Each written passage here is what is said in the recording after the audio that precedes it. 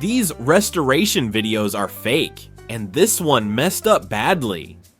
See, in this video, a guy claims he found an old, rusty Xbox 360 while walking through the forest. Yeah, already a problem, because plastic doesn't rust. Throughout the video, you can literally see fresh mud falling off the console like it was just thrown on 5 minutes ago. And somehow it gets worse. They're just using copper-colored spray paint cans probably used to give it that ancient artifact look. But the biggest giveaway? This man straight up washes the electronic parts of the Xbox in water for 10 minutes, and then shows it turning on like nothing happened. Nice try, but if you still think the video is real, subscribe.